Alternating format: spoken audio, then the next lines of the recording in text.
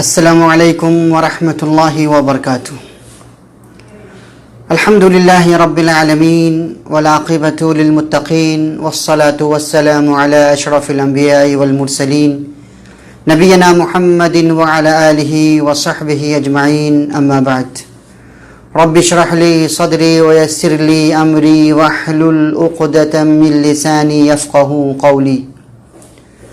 برادران اسلام، معزز سامعین، پیارے بھائیوں، دوستوں اور ساتھیوں، آج کے درس میں تیسرے خلیفہ راشد عثمان غنی رضی اللہ تعالیٰ عنہ کی سیرت اور زندگی آپ کے سامنے بیان کرنے کی سعادت حاصل کروں گا۔ اللہ تبارک و تعالیٰ سے دعا ہے کہ الہ العالمین تو مجھے اور آپ سب کو کہنے سننے سے کہیں زیادہ اس پہ عمل کرنے کی توفیق عطا فرما، آمین۔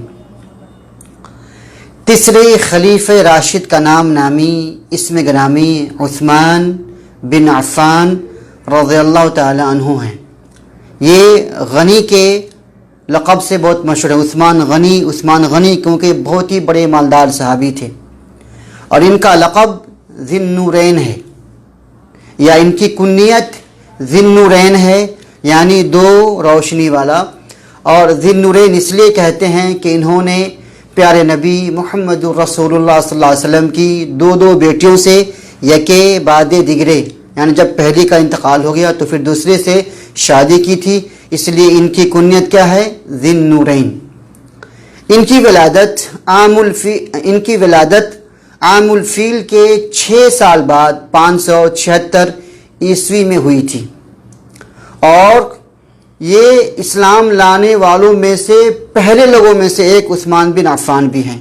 تاریخ میں آتا ہے کہ ابو بکر صدیق رضی اللہ تعالیٰ عنہ نے انہیں اسلام کی دعوت دی، اور یہ الحمدللہ اسلام انہوں نے قبول کر لیا، اور طبقات سعد کے مطابق یہ 4تھے نمبر کے مسلمان ہیں الحمدللہ، ترتیب میں یعنی 4تھے مرد ہیں جنہوں نے اسلام قبول کیا۔ یہ تیسرے خلیفہ راشد ہیں، داماد رسول ہیں، یعنی رسول اللہ صلی اللہ علیہ وسلم کے دو بیٹیوں کے شوہر ہیں، کاتب وحی ہیں، حافظ قرآن ہیں، امیر المؤمنین ہیں، اور جامع قرآن ہیں۔ قرآن کی جو آج شکل، جو کتاب شکل میں موجود ہے، یہ انہی کی کوشش اور محنتوں کا ثمرہ ہے۔ انہوں نے ہی قرآن کو مختلف جگہوں سے لے کر کے ایک کتاب کی شکل میں تیار کیا تھا۔ عثمان غنی یہ وہ پہلے صحابی ہیں جنہوں نے حبشہ کی طرف پہلی مرتبہ ہجرت کیا، پھر بعد میں صحابہ کرام پیچھے آتے گئے۔ یہ بڑے ہی حیادار انسان تھے، اتنے بڑے حیادار انسان تھے کہ رسول اللہ صلی اللہ علیہ وسلم نے فرمایا کہ فرشتے بھی ان سے شرماتے ہیں، فرشتے بھی ان سے حیا کرتے ہیں، اور رسول اللہ صلی اللہ علیہ وسلم نے ان کو بھی دنیا میں جنت کی خوشخبری دی اور کہا کہ تمہیں شہادت کی موت ملے گی۔ تو شہادت کی موت کی خوشخبری اللہ تبارک و تعالیٰ نے انہیں دنیا میں دے دیا تھا۔ ان کے بارے میں آتا ہے کہ بیعت رضوان کا جو واقعہ ہے وہ انہی کی موت کی بدلہ لینے کے لیے صحابہ کرام کا جس جگہ پہ اتفاق ہوا تھا اسی کا نام بیعت رضوان ہے۔ واقع یوں ہے کہ سن 6 ہجری میں پیارے نبی محمد رسول اللہ صلی اللہ علیہ وسلم چند صحابہ کرام کے ساتھ مکہ کا سفر کرتے عمرہ کے لیے، طواف کے لیے۔ جب صلح حدیبیہ کی جگہ پہ پہنچتے ہیں تو مکہ والے ادھر سے خبر بھیجتے ہیں کہ ہم آپ کو اندر آنے کی اجازت نہیں دیں گے، اگر آپ اندر آؤ گے تو آپ کو مجھ سے لڑنا ہوگا، جہاد کرنا ہوگا۔ تو نبی کریم صلی اللہ علیہ وسلم نے عثمان غنی کو بھیجا، ایک سفیر بنا کر، ایک دوت بنا کر، کہ دیکھو ہمارا مقصد لڑنا نہیں ہے، ہمارا مقصد طواف کرنا ہے، عمرہ کرنا ہے، بیت اللہ کی زیارت کرنی ہے۔ لیکن لوگوں نے انکار کیا، اور عثمان غنی کو واپس ہونے میں دیر ہو گئی، اور ادھر یہ خبر مشہور ہو گئی کہ انہیں قتل کر دیا گیا۔ چنانچہ نبی کریم صلی اللہ علیہ وسلم نے 1400 صحابہ کرام کے ساتھ ایک رضوان نامی درخت کے نیچے بیعت کیا، اور بیعت کرتے وقت اپنا ایک ہاتھ اوپر سے ڈال کے کہتے ہیں کہ یہ ہاتھ عثمان کی طرف سے ہے، اور آپ نے عہد لیا کہ جب تک ہم عثمان کے خون کا بدلہ نہیں لیں گے ہم یہاں سے واپس نہیں جائیں گے۔ تو اسی بیعت کا نام بیعت رضوان ہے، اور یہ بیعت عثمان غنی کی خون کا بدلہ لینے کے لیے یہ بیعت کی گئی تھی۔ دوستو، غزوہ تبوک یہ اسلام کا ایک بہت ہی مشہور غزوہ ہے۔ یہ کافی تنگی کے زمانے میں یہ جنگ پیش آئی تھی۔ اس غزوہ تبوک میں جب نبی صلی اللہ علیہ وسلم نے اعلان کیا کہ جس کے پاس جو بھی ہے میرے پاس جمع کرو، ہمیں جنگ کے لیے روانہ ہونا ہے، چنانچہ 950 اونٹ اور 50 گھوڑا انہوں نے پیش کیا۔ سوچئے 950 اونٹ اور 50 گھوڑے عثمان غنی نے پیش کیا۔ اسی طرح سے 1000 دینار یہ سونے کے سکے ہوتے ہیں، یہ رسول اللہ صلی اللہ علیہ وسلم کے قدموں میں ڈال دیا۔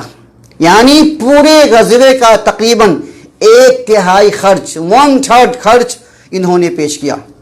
تو رسول اللہ صلی اللہ علیہ وسلم نے فرمایا غفر اللہ لک یا عثمان، اے عثمان اللہ تعالیٰ تمہیں بخش دے، تمہیں معاف فرما دے جی، اور جنت خوشخبری بھی سنائی۔ دوستو یہی نہیں بلکہ مدینہ میں ایک کنواں تھا جس کا مالک یہودی تھا، جس کا نام تھا بئر روما، یعنی روما نامی کنواں۔ اس کنویں کا پانی بڑا میٹھا تھا، لیکن یہودی مسلمانوں کو پانی پینے نہیں دیتا تھا۔ مسلمانوں کو بہت تکلیف ہوئی جب انہیں خبر ملی، تو انہوں نے منہ مانگا رقم یعنی 35,000 درہم دے کر بئر روما کو خرید لیا اور مسلمانوں کے لیے وقف کر دیا۔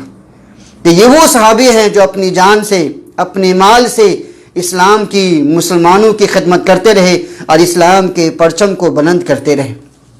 ان کی خلافت کب ہوئی؟ عمر بن خطاب رضی اللہ تعالیٰ عنہ کی شہادت کے بعد چند صحابہ کرام کے مشورے سے انہیں خلیفہ بنایا گیا اور خلافت کی ذمہ داری ان کے سر سونپی گئی۔ ان کی حد خلافت میں جو سب سے بڑا کام ہوا یہ کہ قرآن کو کتاب کی شکل میں جمع کیا گیا۔ پہلے قرآن چمڑوں پہ تھا، پتوں پہ تھا، لوگوں کے سینوں میں تھا، فنا کے سینوں میں تھا۔ تمام حفاظ کرام کو جمع کر کے، تمام چیزوں کو جمع کر کے ایک کتاب کی شکل میں اسی ترتیب پہ رکھی گئی جس ترتیب پہ پیارے نبی محمد رسول اللہ صلی اللہ علیہ وسلم نے قرآن شریف کو ہمیں سنایا تھا، صحابہ کرام کو حفظ کروایا تھا۔ اسی ترتیب پہ عثمان غنی رضی اللہ تعالیٰ عنہ نے اپنی خلافت کے زمانے میں قرآن کو کتاب کی شکل میں جمع فرمایا۔ اسی طرح سے مسجد حرام کی توسیع ہوئی، مسجد نبوی کی توسیع ہوئی، اور آس پاس کی جو جگہیں تھیں انہیں مہنگی سے مہنگے داموں پہ، مہنگی سے مہنگی قیمت پہ خرید کر کے حرمین شریفین میں داخل کیا گیا۔ بہت سارے ممالک فتح کیے گئے، یہاں تک کہ بحری بیڑا بھی بھیجا گیا۔